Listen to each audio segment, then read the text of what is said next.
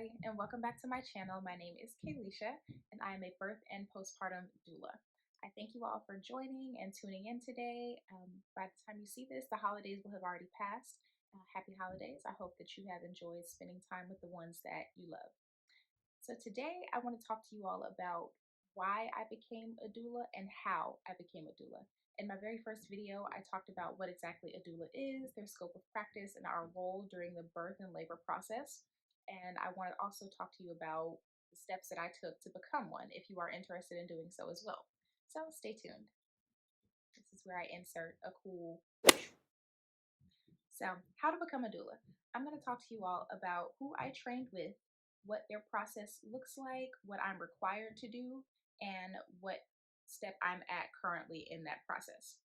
So, I decided to train with the National Black Doulas Association, and I decided to do that because I am a Black woman. There's such a difference between what Black women and women of color experience versus that of women who do not look like us. And it was important for me to be able to serve my community in the role of a doula because pregnancy and birth is such a intimate and special part of life. And I just, from my experience working in healthcare and my own research, we don't get the quality of care that we deserve. So I wanted to be someone who could be an advocate and step in and educate women who look like me so that we can have the best possible outcome and best possible birthing experience.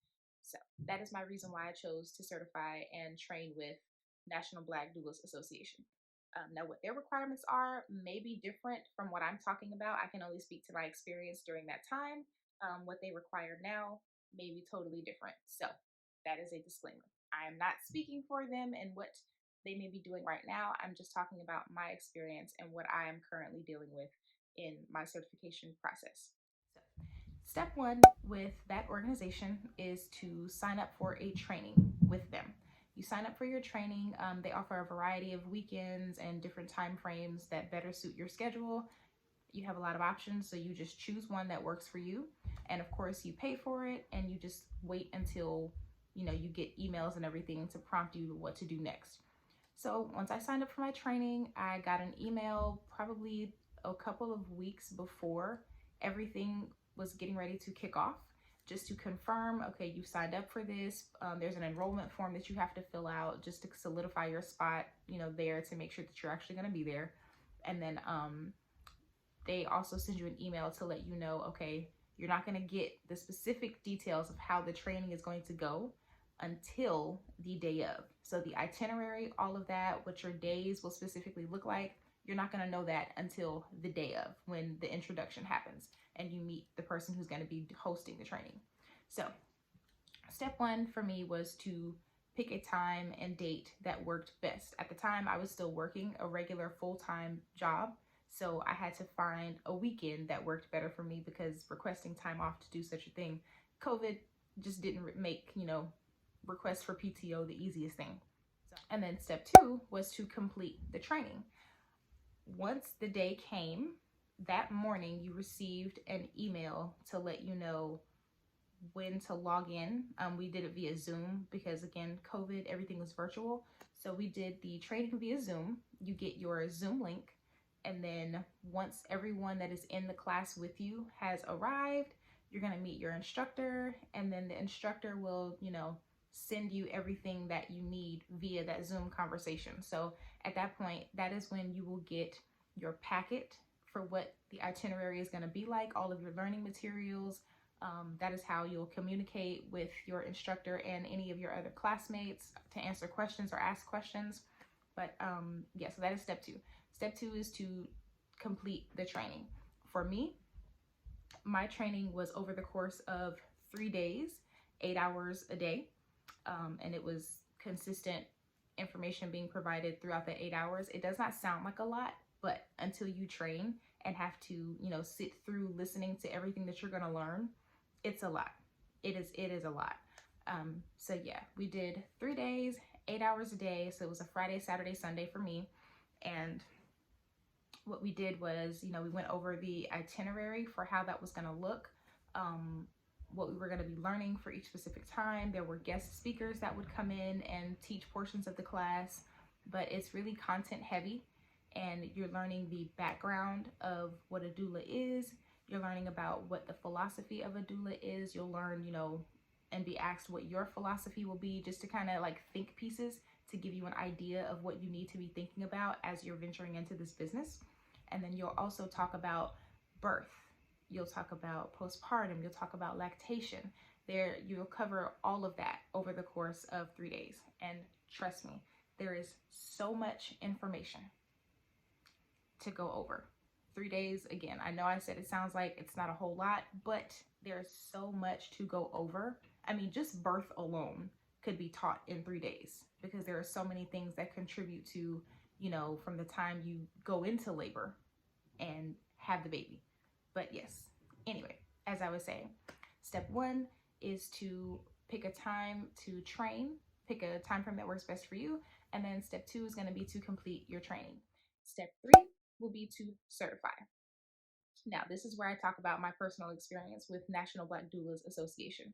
I am in the process of certifying. In order to do so, there are requirements that you have to meet. So, one of the requirements is going to be to first, you have to find a mentor, and you have to be with that mentor for a minimum of 3 months. And as of right now, I can say that they are requiring that your mentor be approved by the organization. And by approved, it means like they're vetted, the mentor is aware of, what the organization's requirements are, and there are no issues in that sense. In the past, they had spoken about having issues before where they couldn't get in contact with the doula that mentored their, newly trained doula, and it just caused a lot of confusion. But yeah, so basically, you're going to find a mentor first, and you're going to work with them for a minimum of 3 months. Each mentor's program is totally different. So I can't really tell you exactly what that's going to be like for you. But for me, I met with someone who was teaching a cohort like right as soon as I finished my doula training. So I got in a great time with her, and I met her on Clubhouse. Social media is where you network. But yes, so to certify, you have to first find a mentor. And then the next thing is going to be that you have to meet a certain number of births and get reviews from each client for those births. So, and you have a certain time frame to do so. For me, at the time when I was training, it was 1 year. So let's say I started on February of 2021. I have until February of 2022 to get all of my births together, have all of my reviews back to me to be able to send into the organization.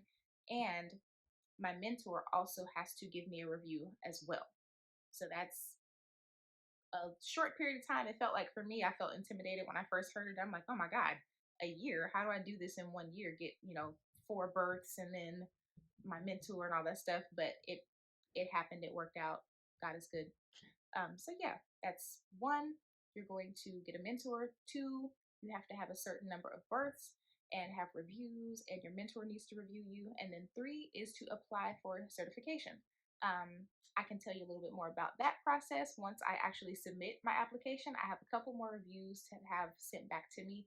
I'm just waiting for moms to, find the time between being a mom and wives and themselves still to be able to have the time to send the information over to me. But it's a very simple process. The hardest thing about the training is really going to be grasping the information that you're being given over that 3 day time span, because again, it is very content and educational material heavy.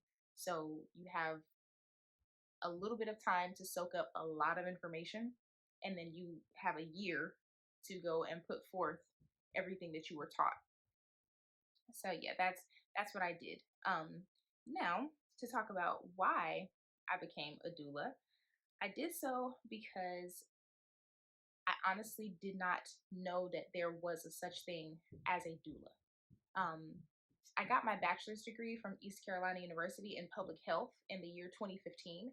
And upon doing that, I knew that I wanted to work with moms and babies in that nature, but I thought that I had to do it either using my public health degree or becoming a nurse.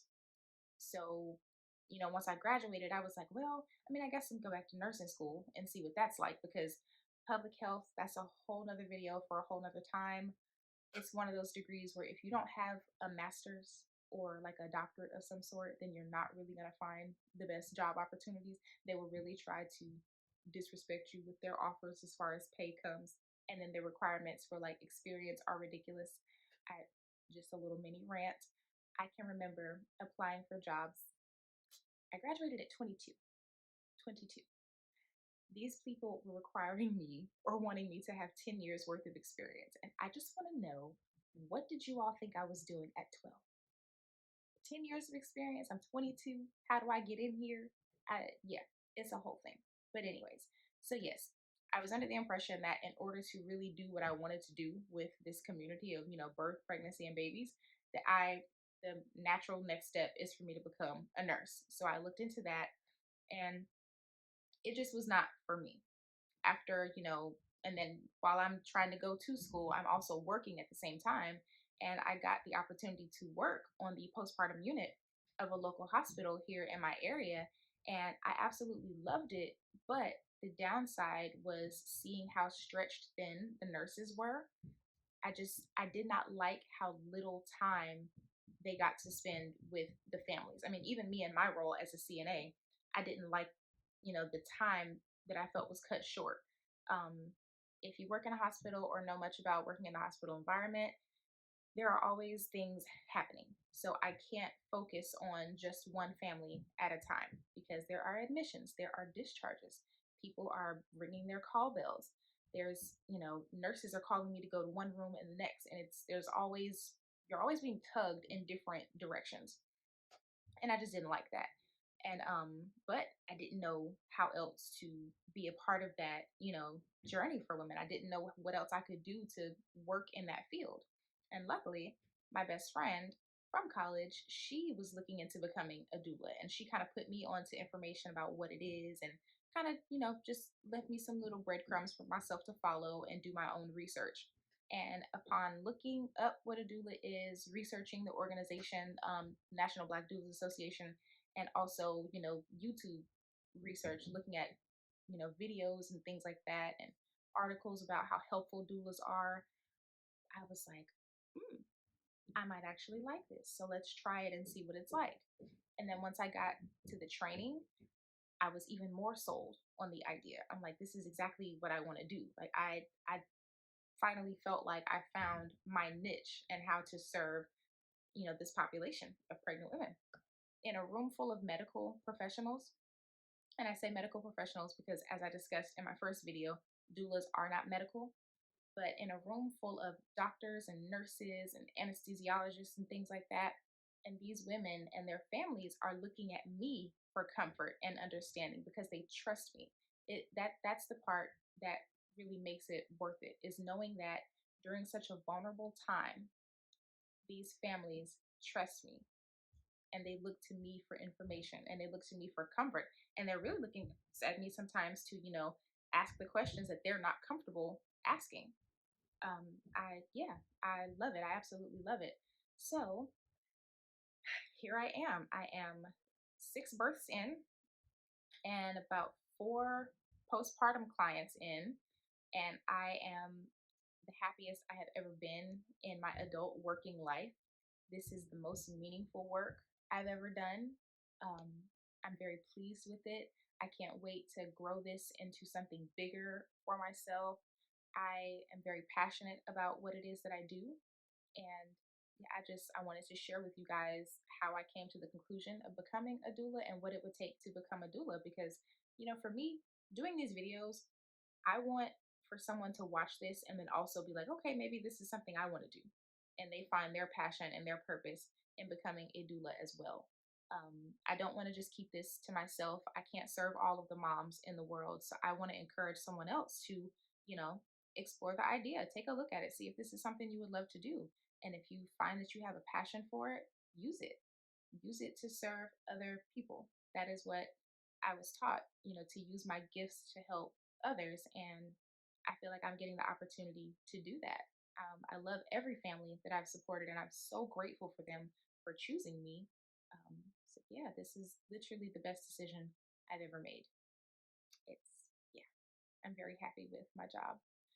It doesn't even feel like a job. That's how much I love it.